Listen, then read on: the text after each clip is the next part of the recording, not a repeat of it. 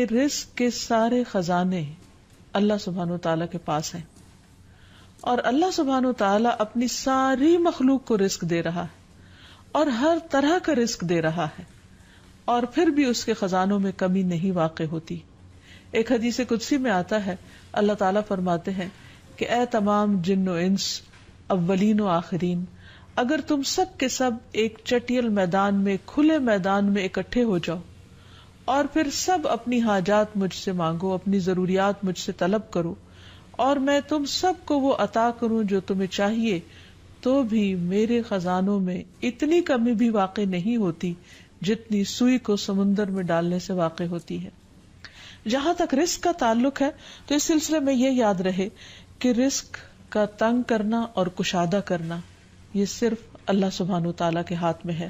وہ جس کو چاہتا ہے زیادہ دیتا ہے، جس کو چاہتا ہے کم دیتا ہے. قرآن مجید میں اللہ تعالیٰ فرماتے ہیں واللہ یرزق من یشاء بغیر حساب، اللہ جس کو چاہتا ہے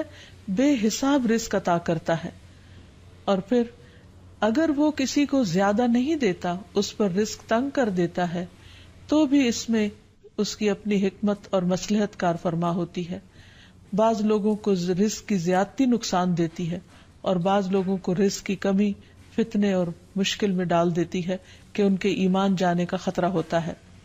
اسی طرح بعض کو رزق کی کشادگی اللہ کی یاد سے غافل کر دیتی ہے.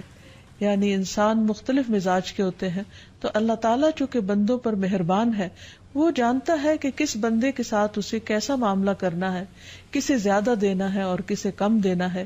اس لیے ہمارے معاملے میں اللہ تعالیٰ کا جو بھی فیصلہ ہو اسے بخوشی قبول کر لینا چاہیے، اور اس کے ساتھ ساتھ اس سے اچھی امید رکھنی چاہیے. رزق کے سلسلے میں یہ بات بھی یاد رہے کہ اگر کبھی رزق میں تنگی ہو رہی ہو تو ہو سکتا ہے کہ اس تنگی پر صبر کرنے کی وجہ سے انسان کے اتنے درجات بلند ہو جائیں کہ بہت بڑی بڑی نیکیاں بھی اس کے مقابلے میں ہیچ ہوں. پھر اسی طرح بعض اوقات انسان کے لیے ناشکری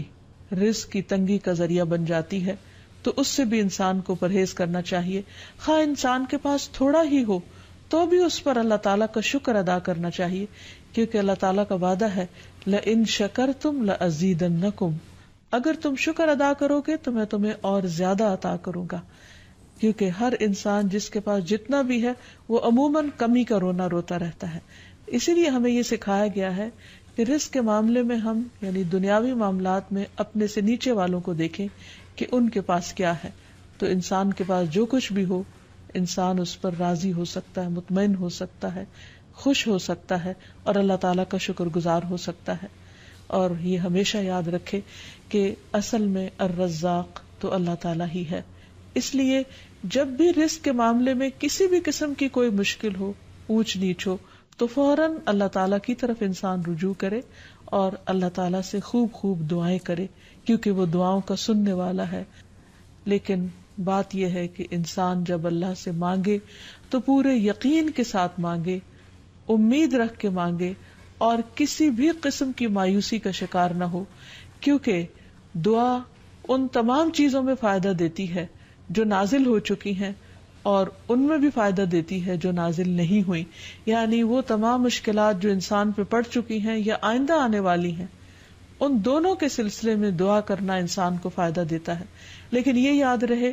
کہ دعا کی قبولیت کے لیے انسان اپنی طرف سے بھرپور کوشش کرے، اور اس میں ایک کوشش یہ کہ جب اللہ سے مانگے تو پہلے اللہ سبحانہ وتعالیٰ کی تعریف کے کلمات کہے، تسبیحات پڑھے، اور پھر اس کے ساتھ ساتھ درود شریف پڑھے. کیونکہ نبی صلی اللہ علیہ وسلم نے فرمایا کوئی شخص اس طرح دعا نہ کرے کہ اے اللہ اگر تو چاہے تو مجھے روزی دے، بلکہ پختگی کے ساتھ سوال کرے، پورے عزم کے ساتھ سوال کرے، کیونکہ اللہ جو چاہتا ہے کرتا ہے اور اس پر کوئی جبر کرنے والا نہیں ہے. اور جب بندہ اللہ سے رزق مانگتا ہے تو اللہ تعالیٰ اس کو عطا کرتا ہے. نبی صلی اللہ علیہ وسلم نے فرمایا جب تم اللہم ارزقنی کہو گے تو اللہ تعالیٰ فرمائے گا میں نے رزق دینے کا فیصلہ کر لیا. یعنی جب تم کہو گے کہ اللہ مجھے رزق دے تو اللہ تعالیٰ تمہیں جواب دے گا کہ ہاں میں تمہیں رزق دوں گا. اس لیے اس حوالے سے مکمل طور پر اللہ سبحانہ وتعالیٰ پر بھروسہ کرنا چاہیے، اللہ تعالیٰ کا تقوی کرنا چاہیے، یعنی اللہ تعالیٰ سے ڈرتے رہنا چاہیے، اور رزق کی تلاش میں حرام راستے اختیار نہیں کرنے چاہیے، کیونکہ اللہ سبحانہ وتعالیٰ کا وعدہ ہے وَمَن يَتَّقِ اللَّهَ يَجْعَل لَّهُ مَخْرَجًا وَيَرْزُقْهُ مِنْ حَيْثُ لَا يَحْتَسِبُ، جو اللہ کا تقوی اختیار کرے گا اللہ تعالیٰ اس کے لیے مشکل سے نکلنے کی کوئی راہ ضرور بنا دے گا، اور اس کو وہاں سے رزق عطا کرے گا جہاں سے وہ سوچتا بھی نہیں ہوگا، یعنی اس کا وہم و گمان بھی نہیں ہوگا، اس کا خیال بھی نہیں ہوگا۔ اللہ تعالیٰ غیب سے ایسے اسباب پیدا کر دے گا جن کے بارے میں انسان نے کبھی سوچا نہ ہوگا، لیکن شرط یہ ہے کہ جب انسان کے اوپر آزمائش کا وقت ہو تو اس وقت وہ اللہ تعالیٰ سے حلال ہی کو طلب کرتا رہے اور پریشان ہو کر حرام راستے اختیار نہ کرے۔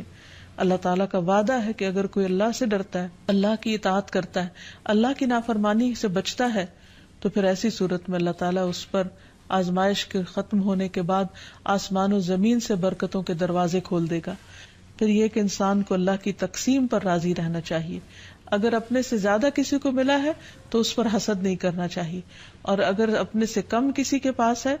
تو اس کے اوپر اس کو حقیر نہیں سمجھنا چاہیے، بلکہ انسان کی قدر کرنی چاہیے، اور ہمیشہ یہ سوچنا چاہیے کہ اس کو مجھ سے زیادہ دینے والے کو بھی دینے والا رب ہے، مجھے بھی میرے رب نے ہی دیا ہے، اور جس کے پاس کم ہے اس کا بھی مالک وہی ہے۔ اور یہ بھی انسان یاد رکھے کہ انسان جب حرام سے بچتا ہے، غلط راستوں سے بچتا ہے، اللہ تعالیٰ کی فرما برداری کرتا رہتا ہے، اس کا شکر ادا کرتا رہتا ہے، تو اللہ تعالیٰ اس کو حلال طریقوں سے بھی رزق عطا کرتا ہے۔ حدیث میں آتا ہے کہ رزق کی تلاش میں میانہ روی اختیار کرو، یعنی بہت ڈیسپریٹ نہ ہو جاؤ، اللہ تعالیٰ ضرور دروازہ کھولے گا۔ کہیں ایسا نہ ہو کہ رزق کا مؤخر ہونا یعنی ڈیلے ہونا تمہیں اس بات پر اکسا دے کہ تم اللہ تعالیٰ کی نافرمانیاں کرنے لگو، یعنی نافرمانی کے ذریعے اس کا رزق تلاش کرو۔ یاد رکھو جو کچھ اللہ تعالیٰ کے پاس ہے وہ اس کی اطاعت سے ہی حاصل کیا جا سکتا ہے،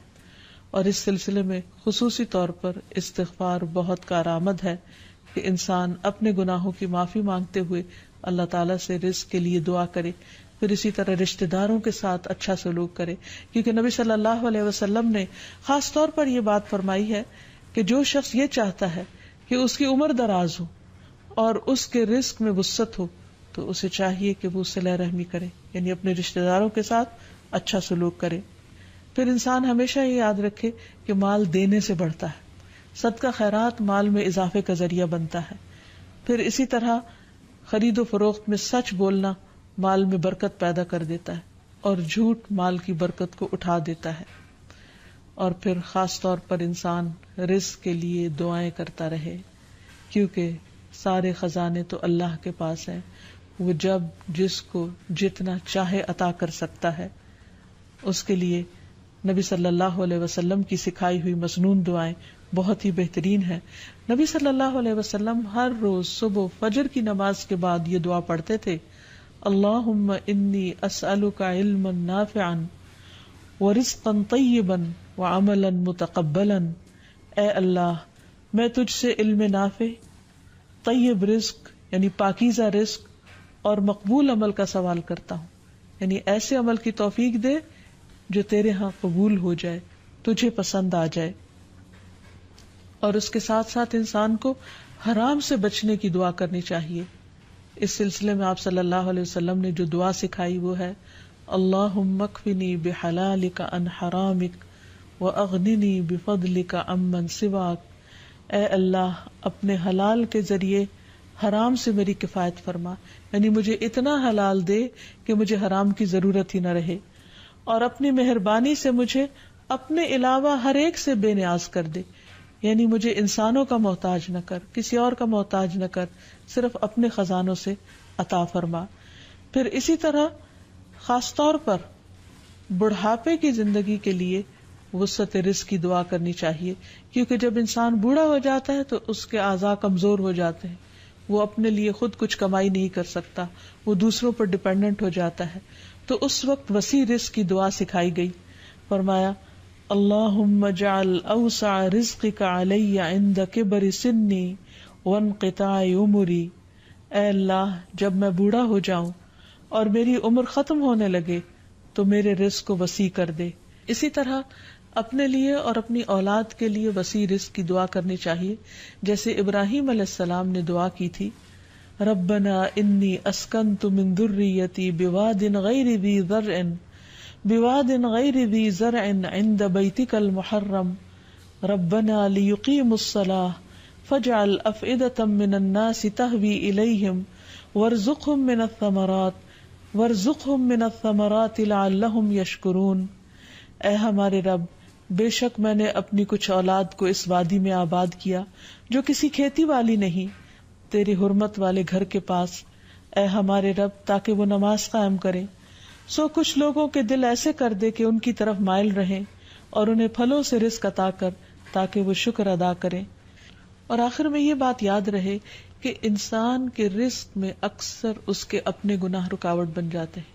اس لیے جب انسان ان گناہوں سے توبہ کرتا ہے، استغفار کرتا ہے، تو اللہ تعالیٰ رزق کے دروازے کھول دیتے ہیں، جیسے اللہ تعالیٰ کا وعدہ ہے، قرآن مجید میں آتا ہے، نوح علیہ السلام نے اپنی قوم سے کہا کہ اپنے رب سے معافی مانگ لو، بلا شبہ وہ بڑا معاف کرنے والا ہے، وہ تم پر آسمان سے خوب بارشیں برسائے گا اور تمہاری مال اور اولاد سے مدد کرے گا، تمہارے لیے باغ پیدا کرے گا اور نہریں جاری کرے گا۔ تو اس سے یہ پتہ چلتا ہے کہ دنیا میں جتنی بھی راحتیں اور رزق کی قسمیں ہیں، ان سب کی کنجی استغفار ہے۔ تو اس لیے انسان کثرت سے اپنے گناہوں پر توبہ کرتا رہے۔ حقیقت یہ کہ اللہ کا کلام سچا ہے اور ہمیں اس پر ایمان لا کر پورے یقین کے ساتھ، وثوق کے ساتھ دعا مانگنی چاہیے کہ ہم انشاءاللہ استغفار کریں گے تو آسمان سے اور زمین سے رزق اگلنے لگے گا، ابلنے لگے گا۔ اللہ تعالی ہمیں اپنی رحمتوں سے نوازے۔ اور استغفار کے لیے سمپل، اے اللہ مجھے بخش دے، اے اللہ مجھے معاف کر دے، اے اللہ میرے اگلے پچھلے سارے گناہوں کو معاف کر دے، اللہم اغفر لی، استغفر اللہ ربی من کل ذنب واتوب الیہ۔ اور سچے دل سے انسان توبہ کرتا رہے تو اللہ تعالیٰ کو مہربان پائے گا۔ وآخر دعوانا ان الحمد للہ رب العالمین۔ السلام علیکم ورحمۃ اللہ وبرکاتہ۔